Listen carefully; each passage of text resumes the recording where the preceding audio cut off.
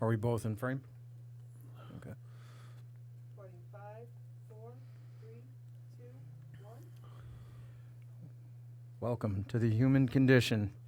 This is episode number, what is this, 12? This is 12, isn't it? Lucky number 12. Lucky number 12. And we're back on trauma. Not back, but PTSD, trauma, obviously similar subject matters. But, we'll come back to that. How are you doing, Sean? I'm doing pretty good. Yeah? Got Life's a good? workout in before this. Lucky. Been running. Yeah. Running a lot. I've been running for about the last 3 months. And huge benefits. And I don't know, it's just all around real good. That's good. That's good. Yeah, I got to get on that run. I do the elliptical. It's my knees. Jacked my knees up when I was younger, but try to keep it low impact. But I like what you're talking about with the backpack and the weights and do something to the psyche. Get Dude, those I endorphins. started with that because my running was real poor, and I didn't have no lung capacity. It's all lung capacity for me. Right, Everything is lung capacity. And so I did the backpack and stuff like that. And then, I just moved into the running. And, today, I was able to run, 6 minutes at around 5.5 miles an hour. Nice. And that was, a good stride. I'm learning how to, really run, have a long stride, how to breathe. It's people who run know these things. I didn't run for a real, real long time. I was always a power lifter when I was younger and stuff, and how much can I lift, and the typical bullshit, I pick up heavy things and I set them down, that whole mentality, but leaner and quicker and more athletic, I think, is a better way to be as you're getting older. Well, in lung capacity, there's a definite difference. If I get into a game of full court, and which isn't that often, but sometimes I want to mix up the cardio because I'm just doing the elliptical. I'll see how actually out of shape I am, even though I work out 5-6 days a week. I'll go in there and I'll be winded, and wanting to sit out after the next game. One time I went 3 games with these young bucks, man, and I thought I was going to die. I was shaking, and but there's a difference between being physically fit that It's rate. always the heart rate, man. I try to get that heart rate up to 175 consistently for 2 minutes. That's serious. Yeah. Okay. So back to trauma. Trauma, not PTSD, even though they're related. Trauma is severe psychological, or defined as severe psychological distress after a life-threatening event, which they would consider traumatic. I agree with that, but I think trauma can often be misconstrued. When I was first diagnosed with PTSD, I thought there's no way this is what happens in the military. You know what I mean? There was a misconception in that I could have ever been traumatized, and then when I started going back through events in my life, I realized, well, how could that not traumatize me? But there's a different kind of trauma too, which we'll talk about later, and it's a good trauma. So for me, my life shift when I got on the spiritual path and I really started doing work to fix myself was after my son was born. Wasn't immediate, and I'm still working to this day, but that would be seen as a beautiful moment, right? You have this newborn piece of you, and I'm feeling unconditional love. Well, for me, because that was such a foreign feeling, it traumatized the shit out of me. And so I went into a state of fight or flight, and I had an option at that point, and I could have either ran from that feeling, which I did from time to time when I was going on these PTSD benders.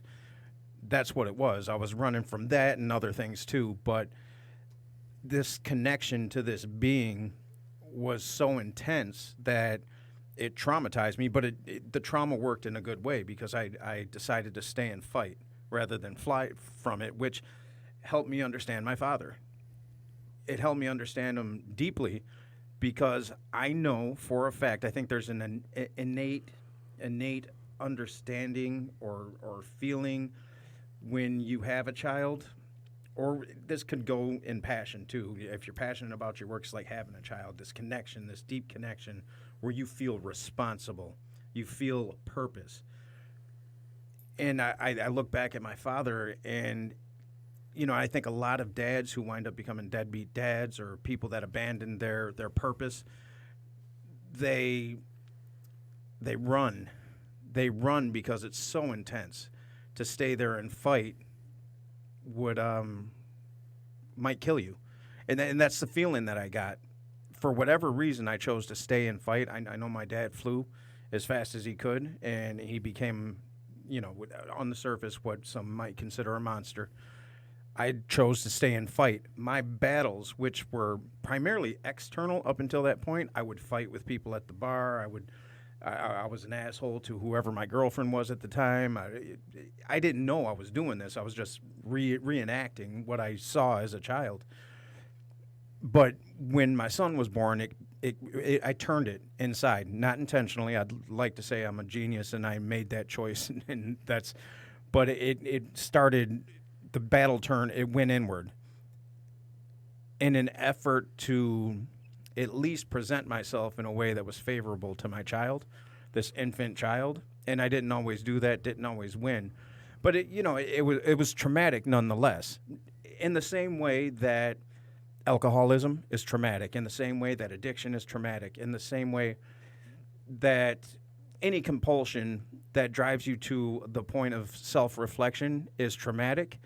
However, the true trauma was done long before the affliction, right? It was done, so, and I think that's what we should talk about today is the trauma that happens in the first 3 years that spawns these afflictions, that spawn these symptoms that are often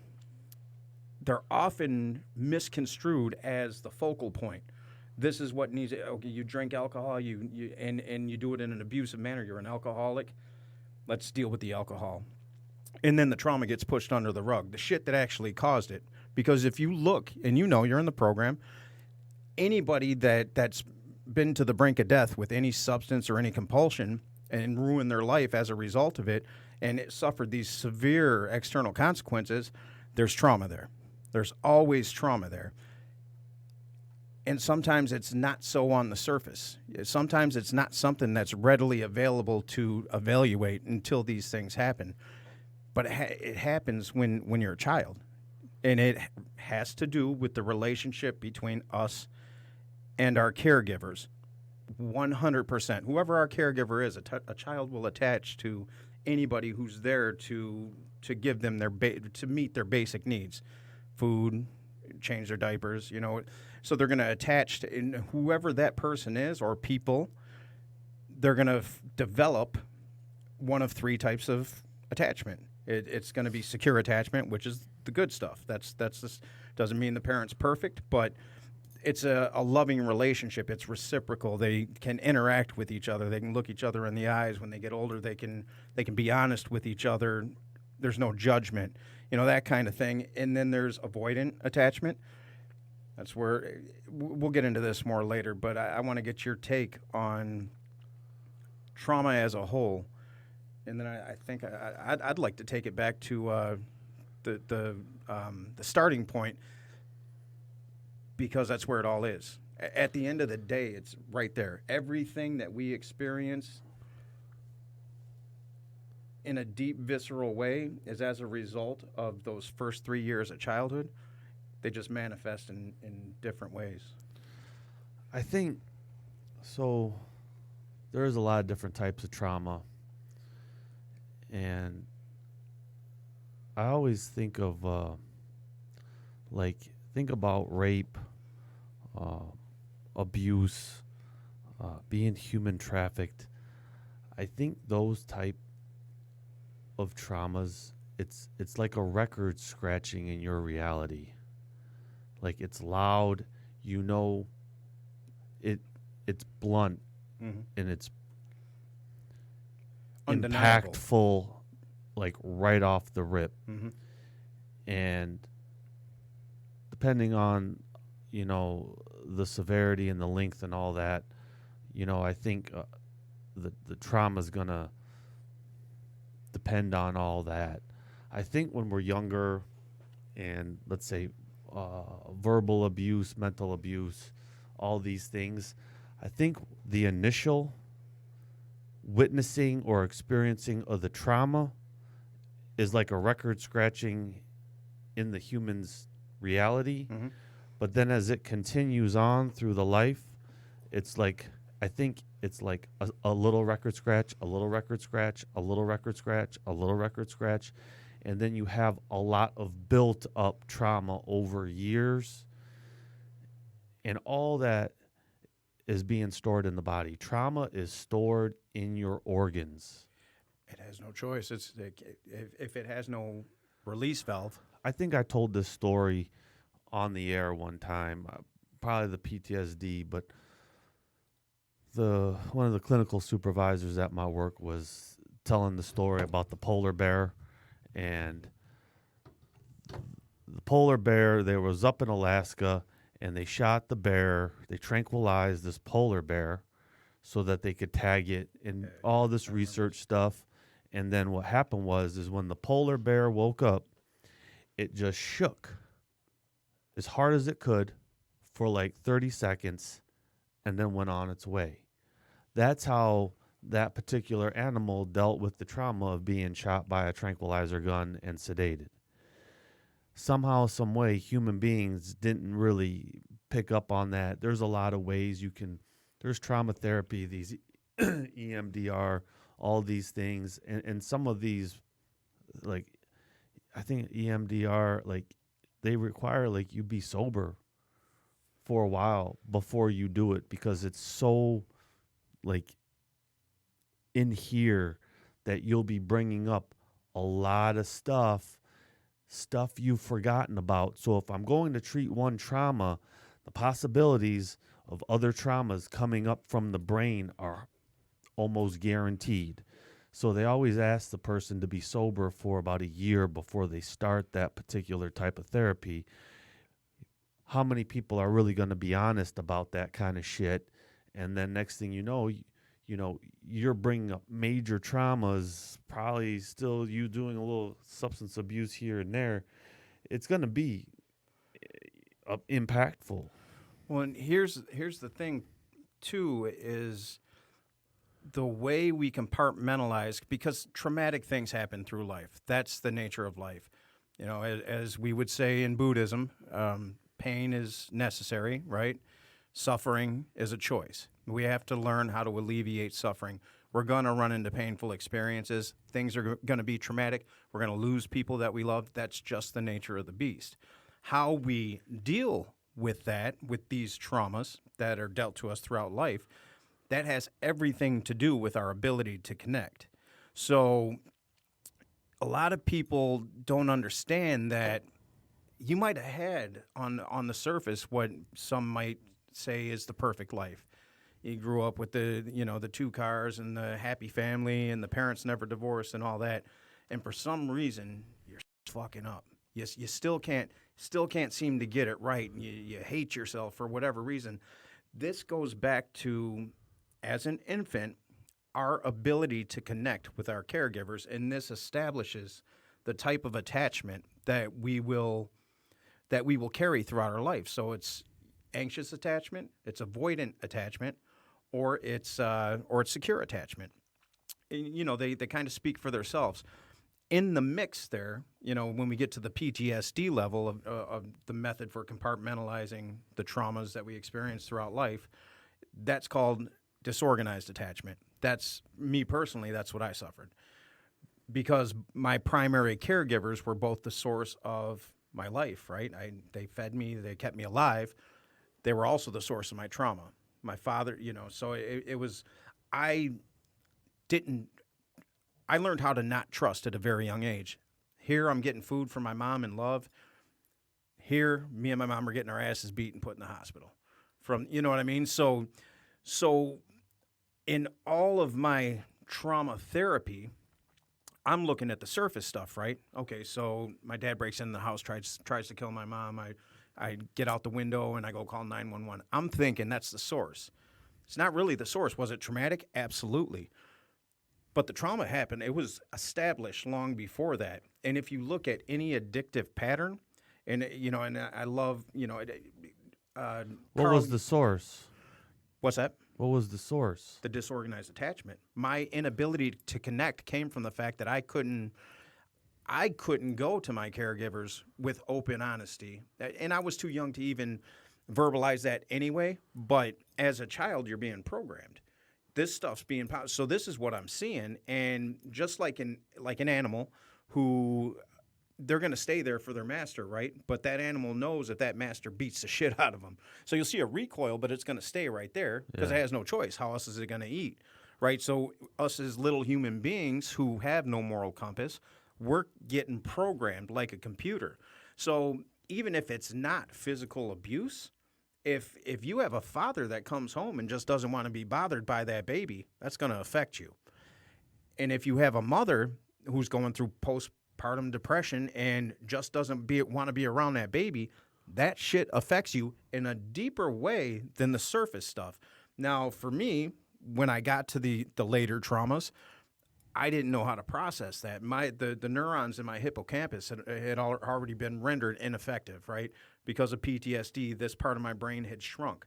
My neural pathways had shut down. I lived in a state of hypervigilance, and I was always on the edge of fight or flight. Even now, to this day, I'm hypervigilant. I catch it much better than I used to. But my entire life, I lived in a state of fight or flight. It goes back to that, to the stuff that I couldn't pinpoint. And this all came out in therapy. But that book you recommended, The Body Keeps the Score, amazing book. I couldn't put it down.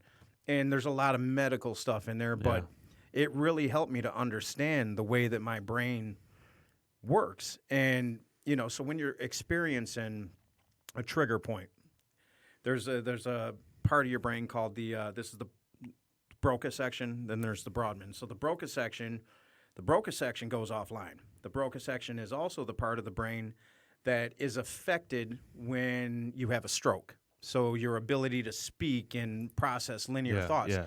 So it's the same. So that goes dark. They've scanned this. It's amazing to know this stuff. That goes dark. So logic, it's not functioning. This part over here, the Broca. This is Broca. Broca or Brodmann. It's one of the other. People can look it up. But this part over here on the right side, that lights up. Now, this is the part of the brain that's responsible for immediate interaction with external stimuli. So pictures.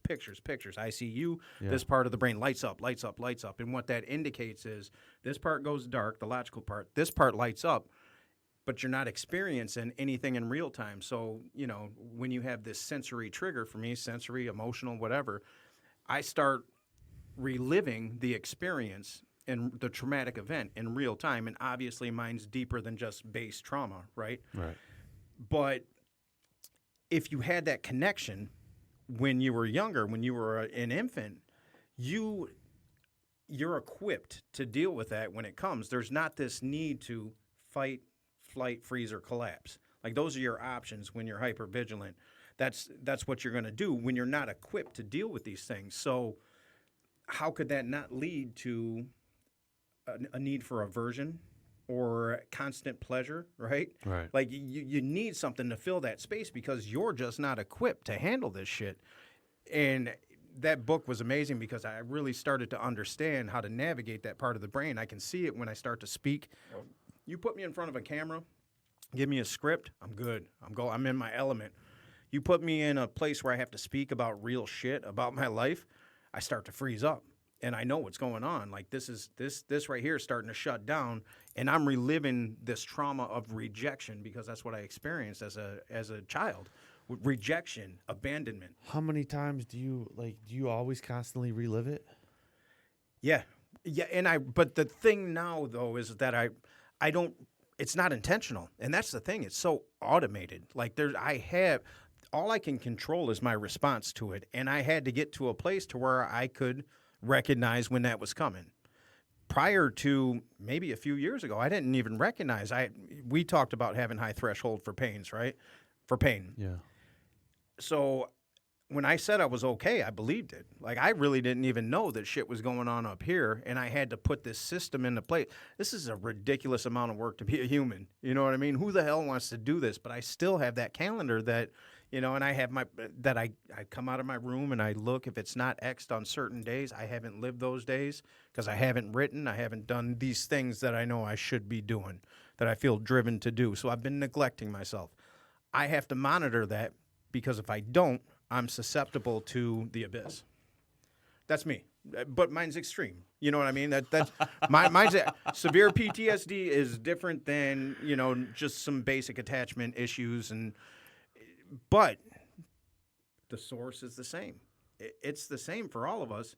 And Gabor Mate, he says that rather than asking when it comes to addiction or compulsions, rather than listing out the consequences and the reasons why you should not do these things, which is easy, we need to ask ourselves, what did it do for me? So, in my alcoholic benders, what did that do for me? Well, it purged me. It purged the hell out, because the closest I ever got to myself were in the moments where, so it would start out of nowhere. Like I'd go, I just didn't drink in my day. It wasn't my thing. But then I'd snap, and then I'd drink.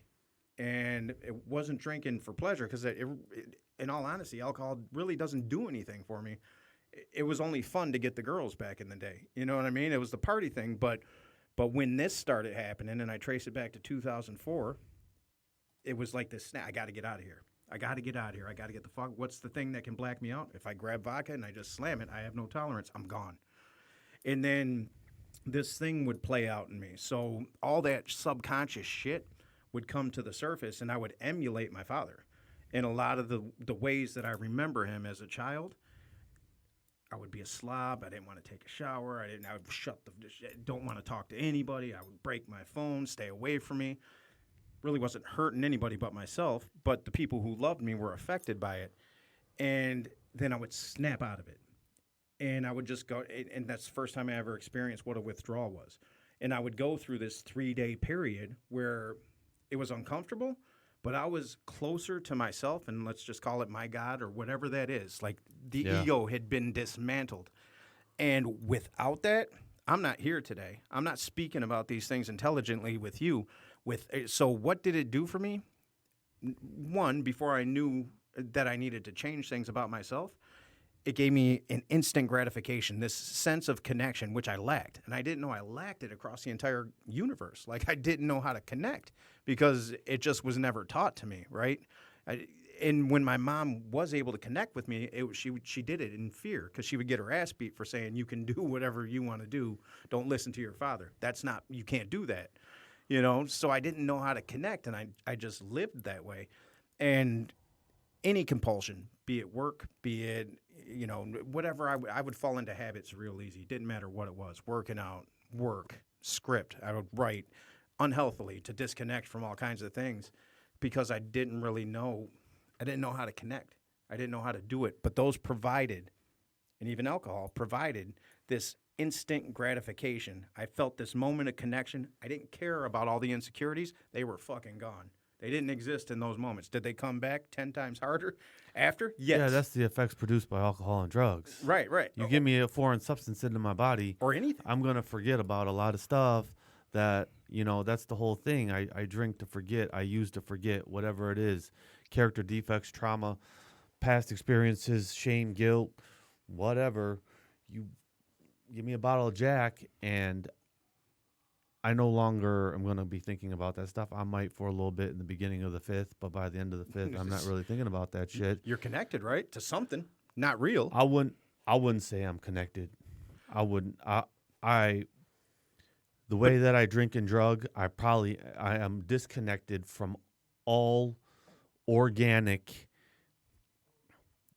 I am straight insane. Well, let me ask 100%. You this. Did you feel disconnected to the things you felt disconnected to before you went in? Because for me, that alleviated all feelings of disconnection. I think I got to look at how my drinking progressed and stuff like that. I mean, there was time where I used things to connect, like, smoking weed and drinking in the early years. I think, like, I hear your story. I moved right when I graduated high school. I was like, I gotta get out of Detroit. I was like, this place I'm in a bubble. And I was like, I need to get out of the bubble. I sold a lot of dope in high school, and I had saved up some money, and had a little bit of money on the side, and went out to Colorado. And I didn't know anyone. I knew absolutely no one. And my mom had kicked me out of the house because she found a bag of seeds and stems washed up in the washing machine. It was the middle of the summer. She's like, "You're out of here." I was like, whatever, sure. She dropped me off at the Highlander Motel over there on Dixie and Telegraph. It was 2 blocks away from where my stepbrother was living at the time. I went over to that house.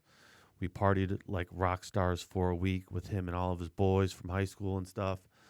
My dad came back from Florida, and I was like, I want to go out to Colorado. And he drove me out that week, dumped me off in Boulder. And at that point, when I knew no one, some people might look at that as like a traumatic life event. I looked at it as like a freeing experience. Good trauma. And I just was able at such a young age to be my true self. Like, really, like, these are the things I like. And like, it was weird because, like, here's the kid from Detroit living in Boulder in 95, man. Like, you go to the liquor store, I'm like, where's the OE? And they're like, what? I'm like, the 8-ball. And, like people didn't drink malt liquor in Boulder, Colorado, And so it was different. And the weed smoking out there was a lot it different. was a lot different, And so I was able to learn how to connect with people. I learned how to connect with nature out there. I learned how to connect with myself and found a lot of what I like, what I don't like, what resonates with me. And, there was a lot of trauma in my parents' marriage that, was a little fucked up and stuff. But I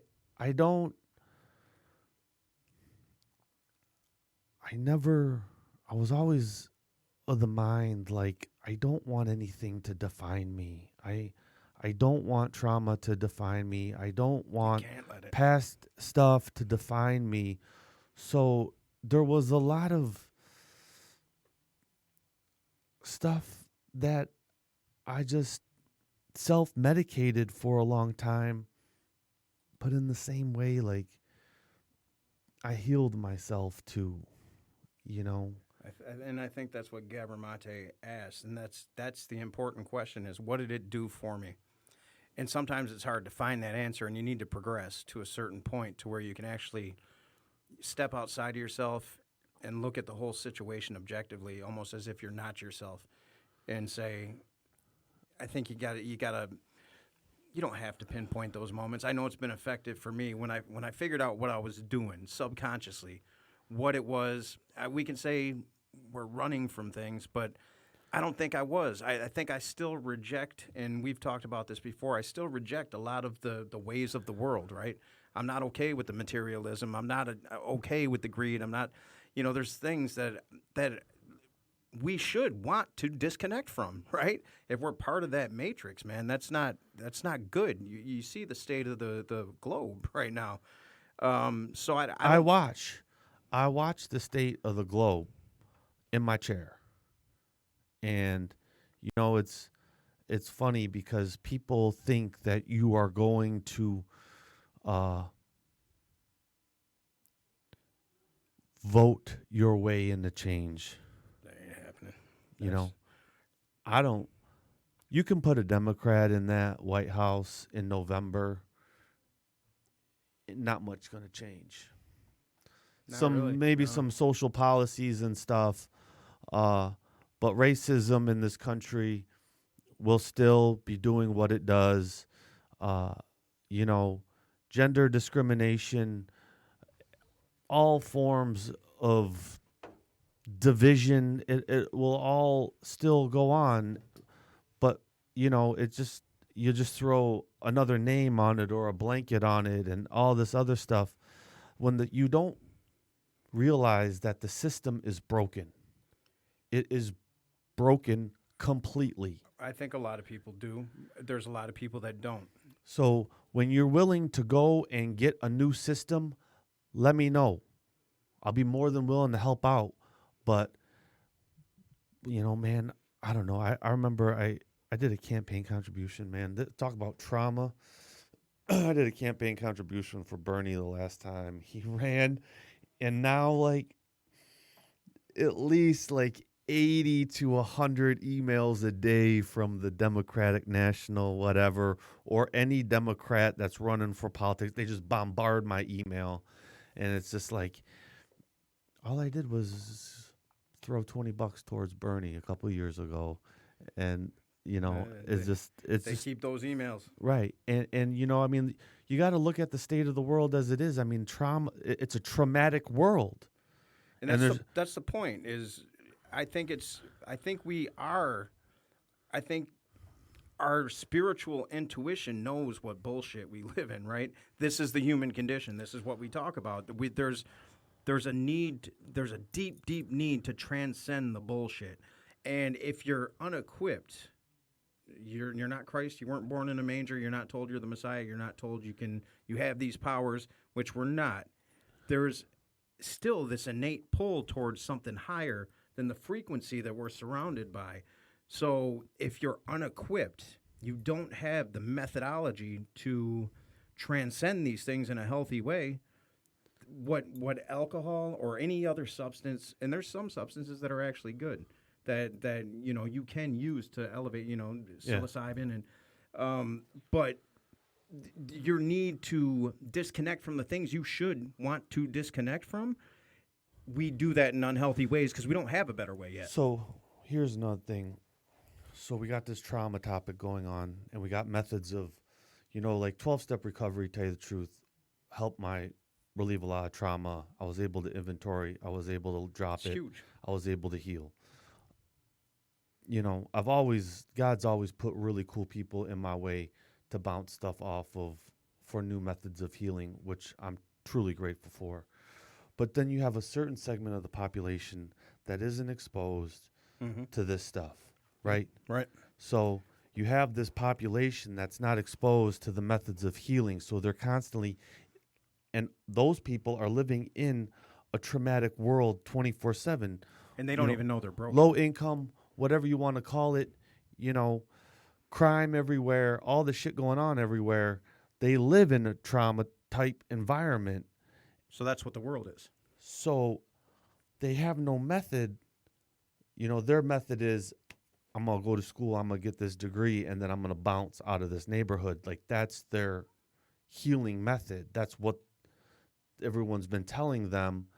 And so that will suffice for a little while, but it doesn't help the general population that's in that trauma. You have to have that shift down, like, from those people all the way up. I just remember, like, working shit job, $9.25 an hour, because it was the only job I could get at 37 years old. And I worked my way out of that, and I've worked my way in cycles through a lot of different stuff and a lot of different business ventures and stuff like that. But at that particular time, all I knew was I'm punching in, and I'm gonna fucking cut chickens and fucking steaks all day long for the next 8 hours, and then punch back out, go home, take off my boots because my feet hurt, probably soak them, and get ready for tomorrow. Yeah. And there's no time for healing in that. And a lot of times in this society right now, you're working 2-3 jobs just to cover the bills. And when That's traumatic in itself. Well, and this is the unfortunate part about this society, and I'm not a conspiracy theorist, so I don't know that if it was designed this way. I do believe politicians peddle fear, that they can keep you in fear of losing your job, your $9.25 an hour job. They can keep you in fear of that because you're just barely getting by, and to step away from that they can control you, right? They keep you in the fear-based mentality. Like the Steve Harvey. You see that thing on YouTube? I send it out to as many guys as I can when they start talking about man, I'm thinking about doing something new and completely Take different that leap, from, man. and like I'm like, dude, you got to see this Steve Harvey thing, because he was just caught freestyling like after Family Feud one day, and it's all about taking that leap and jumping off the cliff. Your parachute won't open right away. And that's how you heal the trauma, man. So that's what I've learned is, and I seek risk. It's calculated risk, right? But risk to me might be starting a conversation with a stranger and making intimate contact with them. That's scary to me. I'll speak in front of a group, and I'll do the actor thing, and I'll put myself in. I've been surrounded by people most of my adult life. I've been in entertainment, right? So it's weird that for me to make one-on-one eye contact and get into an intimate conversation, it creates this sense of anxiety in me. It's not real, right? It's connected to the stuff we talked about, that early life inability to disconnect, the fear of rejection, the fear of abandonment. All these things brew up to the top of my, well, not to the top of my brain because they're all here in the amygdala, and then it can't get past to this part when the trauma sets in because this part's cut off. Now all the blood's flowing down here, and my amygdala is assessing whether I'm going to go into fight or flight or whether I'm okay. The only way you open up the neural pathways that you don't have access to is by taking that leap that you were just talking about. That and there's emotional regulation techniques. We always are getting taught this stuff at work. It's interesting. The clinical guy I told you, the supervisor told me about the polar bear. He's like been studying Chinese martial arts probably for 50 years. I think he started in 69 sometime. Anyway, so he started all Eastern philosophy. So it was interesting when I started the martial arts class, and I haven't been there in a long time, but I videotaped some stuff, and I learned a lot while I was there that I still practice, maybe not daily, but like at least 3 or 4 times a week, including the pressure points, which I need meridian line work, right? Because the trauma is stored in the body, and there's different meridian lines that are going to run through those places that are stored. So if I do things to get out of brain state, whether it's we all joke around like the vagus nerve, where it's on the side of the hand, and if I massage it for 2 or 3 minutes, my anxiety will go away. It's also used for like going to sleep. A lot of people, in early recovery, man, people are like, dude, I can't go to sleep and I don't want to do the Seroquel shuffle.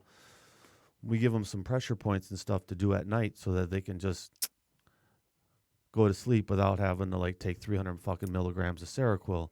There's things you can do to get out of the brain state. My trauma is back here. My fight or flight is back here. I need to get out of this. I have to learn how to get out of my brain state.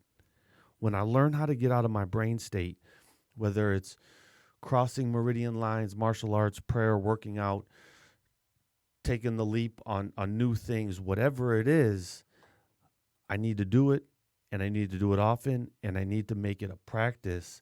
And in that practice, my trauma is going to be released out of my body. And you throw some therapy on top of that shit, then you're really cooking with some form of healing. And therapy has been beneficial for one reason, and it was to expose me to patterns in myself that I didn't recognize. But beyond that, there's nothing that can take the place of the things you're talking about that you put into practice on a daily basis, because it really is, and that's what EMDR is. It's opening up these new neural pathways. It's a way to manipulate the neural pathways so that they open back up, and you start to be able to experience parts of your brain that was closed off in the past. You know why it's hard to practice? Because it takes time. It sucks. And it takes setting time in my fucking routine, in my daily life, to like better myself. People wish that I could just like, why isn't there an app for this that I can just, all that? It just doesn't. Well, they're always comparing, looking at this person. Well, they do it. Why can't I? Why should I have to do it? I don't see them putting in the work, and they might be putting in the work, but why should I have to? I won't call it a habit. Practicing techniques that is going to heal yourself, I won't call it a habit, but it takes about 28 days to form a habit. So if I practice these things for 28 days, then I have a practice. I have a dedicated practice, like meditation, like they talk about. I do it. You find a time. You make the time, because guess what?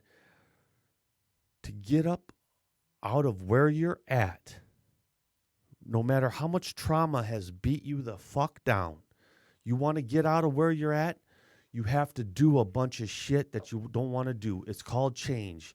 Some people don't like that shit. It's but uncomfortable. in recovery, what happened was like I found that change spikes, like it gives me like an adrenaline rush. It really does. So people go to roller coasters and stuff at Cedar Point. I just kind of like make a few changes in my life, and like I get the same thrill. And in the same time, I'm expanding the experience of being a spiritual being. I want the healing from the past, but if I'm not willing to do anything for it, then I'm going to stay in the past. And that's the thing, is you have to want that. And people grow two ways. They grow two ways. They change two ways. It's by choice or trauma. It's rarely choice, because we're, just the human condition. We're innately always seeking the least path of resistance.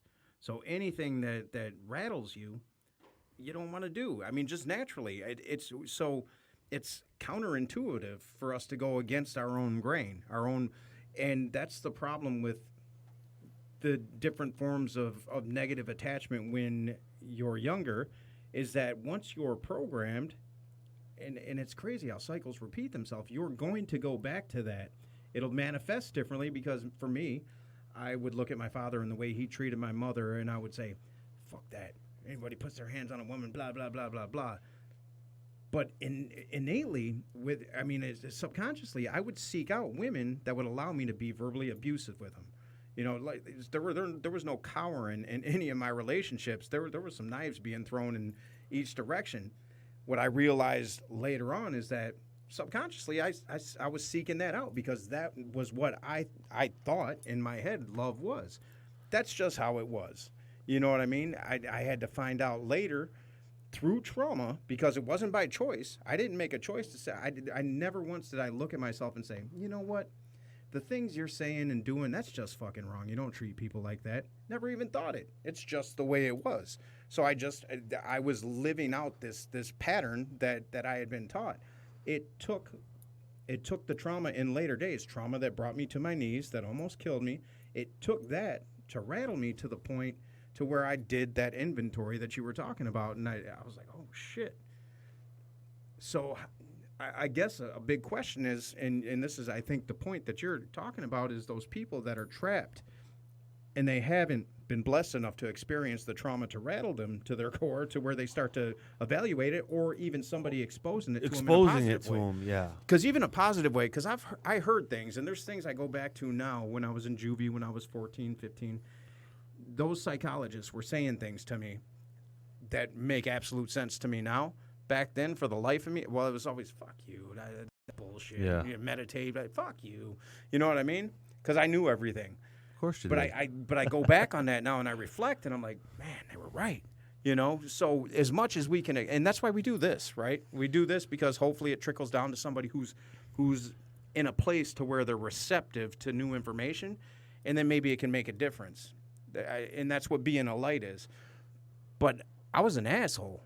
I didn't know I was an asshole. I thought it was pretty fucking sweet. You know what I mean? Like I was pretty high on myself, but I wasn't. I was decimated inside, and it was all in overcompensation for things that I didn't even know existed in me. So I want to rewiring the brain,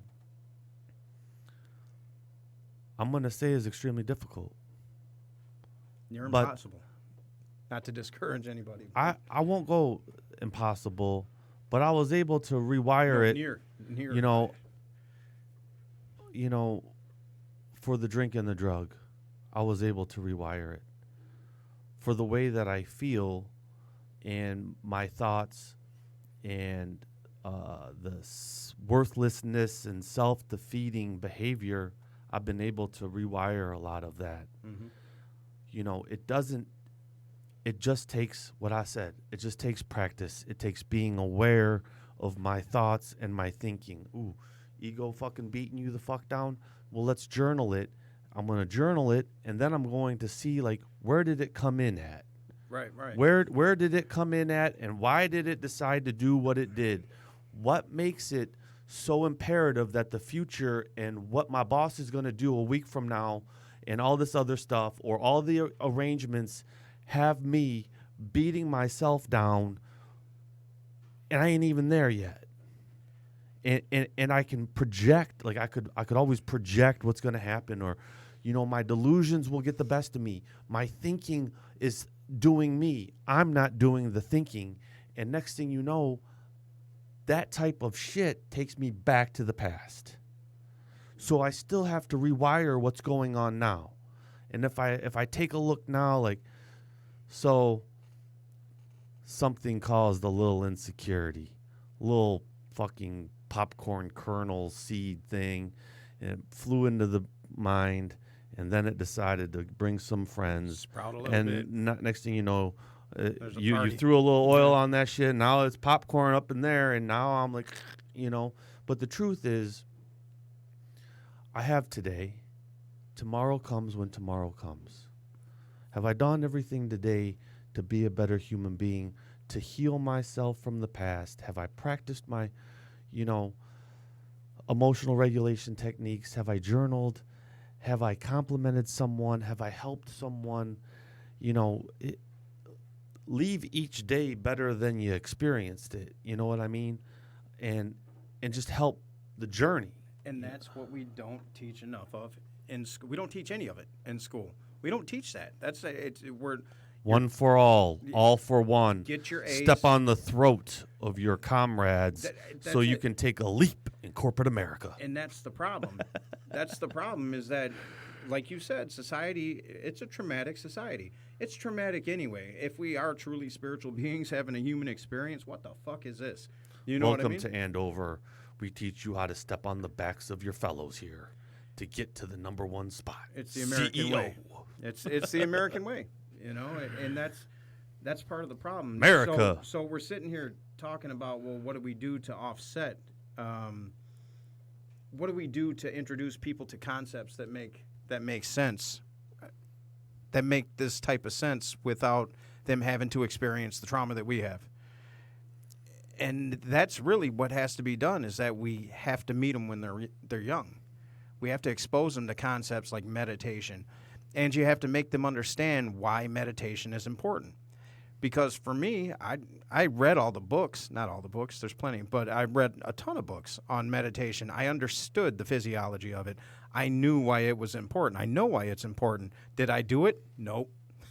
Nope, because I would sit and I would feel like a failure because I thought there was supposed to be like a drug, some kind of immediate result. And you know, it's like you said, people want to be internet influencers. They don't want to work.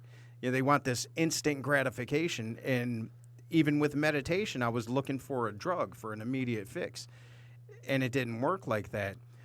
Sitting in the woods in a chair with some water will heal you. That's an instant fix. It can be. It depends. You know, It depends on what you're there for. fishing for 2 hours, whether you're any kind of fisherman or not, has some sort of therapeutic value. Everything has therapeutic value. It takes me back to, I remember fishing, because they would take us fishing when I was in juvie. It was a program. I was in Camp Oakland for a year and a half. I don't know if it still exists, but there was a lake right there. And it's funny, I hated fishing because I felt like a failure, right? I can look at it now and say, well, if I don't catch the fish, I suck as a human being. So I remember throwing my pole in there, getting all pissy. Was that therapeutic? Yeah, that was therapeutic. It's not the same type Do you of therapy. fish now? The first time I have since then was with my daughter, and my son when we went up north. It was a few weekends ago. The most peaceful experience, and they had a huge part to do with that. But Right, of course, the company you keep, you know? but it was so calming, you know. And I snuck in my couple pictures, and we just relaxed. We relaxed and we fished and we caught fish and we threw them back, and there was no intent on eating these fish. It was just nature, and so I know what you're talking about. But when I did it in the past, same with golf. I think there's some meditation to be gained with golf. Me, when I first tried it, it pissed me off because it wasn't great immediately. You have to seek it. Right, you have to seek it. That's the point.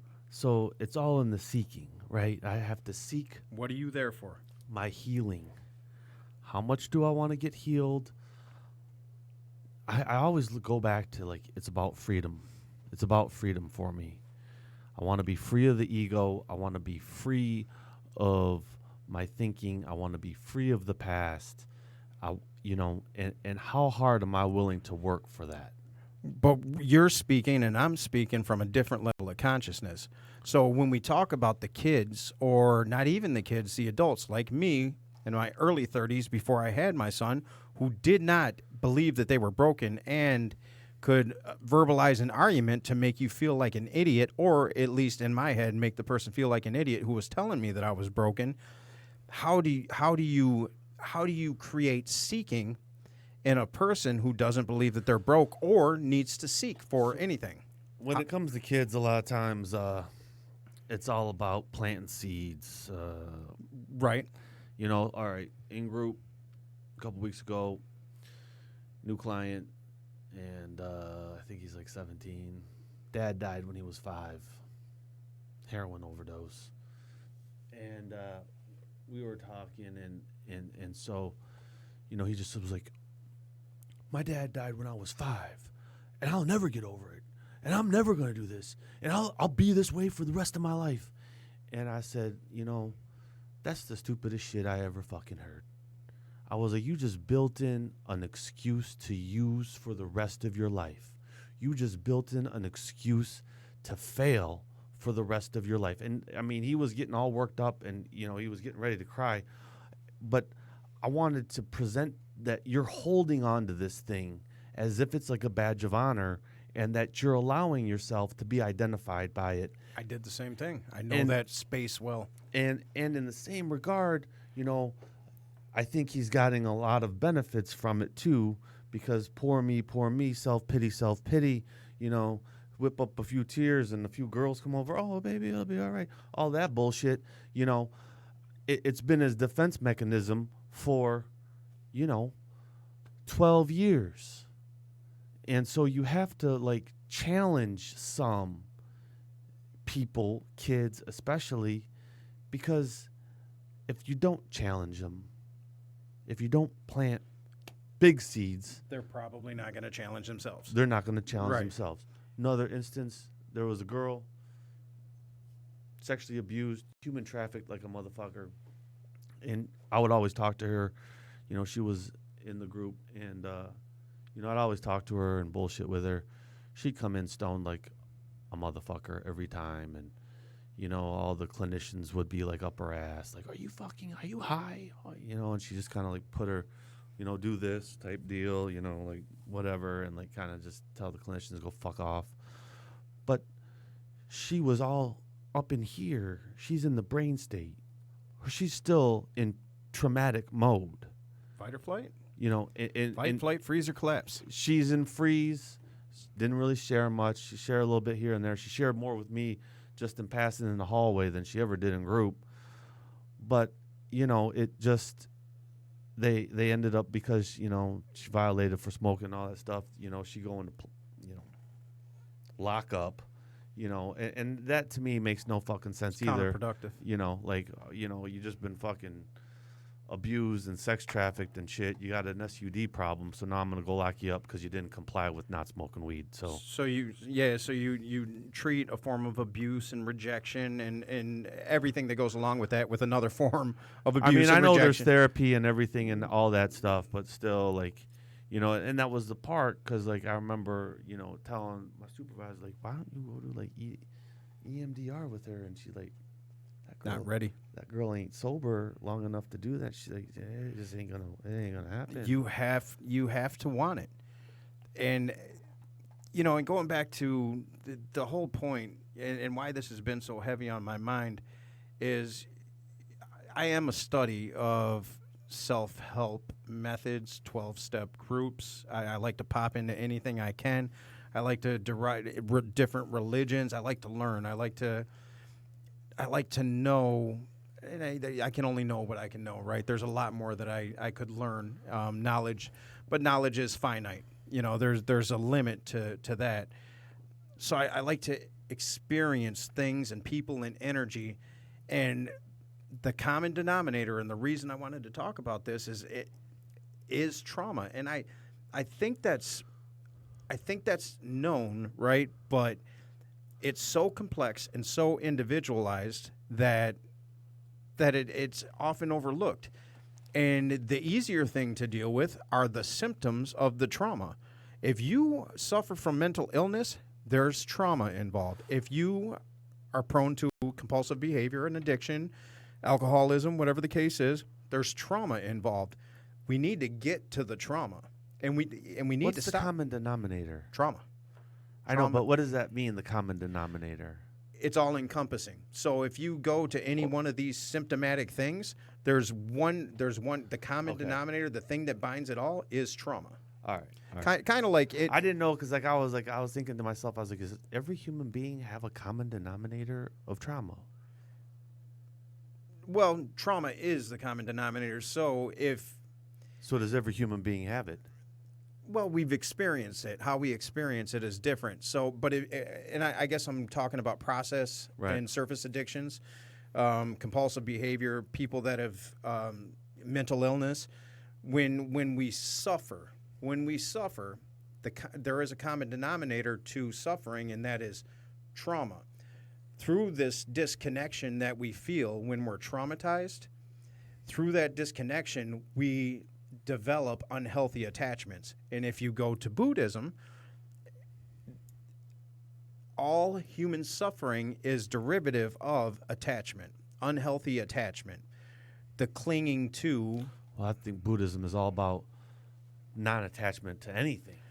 Right. So when you speak in psychological terms and you say healthy attachment, we're talking psychological terms, right? It's a way to define this pattern. But non-attachment, the concept of non-attachment, which for me in a more kumbaya type of way of stating it, is embracing impermanence, right? Like that's how because non-attachment works fine for me, but some people don't like the way that sounds. Oh, you're gonna detach from it. No, it's not that. It's that I embrace impermanence. I know that things come and they go, and I have to find a way to make peace with those things as they come and go, and that goes with my brain state. My brain state, I'm going to live with this brain state till the day I don't, and then I'm gone. Yeah. So I have to find a way to make peace, to have that work in tandem with my spiritual principles. And that's the human condition. I'm seeking transcendence. How long are we, how long? 2 minutes? Okay. So I'll stop. We can ramble about this all day, but I'm not going to be here for the next episode. You have a guest coming in if you want to. Sure. So next episode, we'll be bringing in Justin Cole. He's a social worker that I work with, and highly intelligent. We're going to be covering some stuff, anxiety disorder, along with mental illness, kind of in a whole ball of how the world jacks up the frequency on all this stuff to create more anxiety disorder and confusion and mental illness and stuff. I think it's going to just be that's going to be the topic, but I think we're going to just free flow like we always do and get into some stuff. So, it'll be more of the same. Trying to get that brain state thinking in the positive direction. I'll be in Europe with my children. For anybody who wants to follow on social media, I'm gonna bombard them with some heavy stuff. So we're gonna do Auschwitz. We're gonna do Anne Frank's house. Post a video. You could post a video from that stuff. Human condition. Well, I'm thinking I will. I'm going to try to get. We want to experience it, like Right. you talk. So we're going to, but we are going to take breaks to break this down because it really is. I'm going to take them to the source of some very great trauma, and my whole point is this is what happens when human suffering is left unattended. This Right. is the culmination. This is why you need to be a light, illuminate your space while you're on this planet. So we're going to wrap it up now. Sean's got a guest next episode. Thank you for tuning in. Please keep up with your comments, your messages, and suggestions. We're out.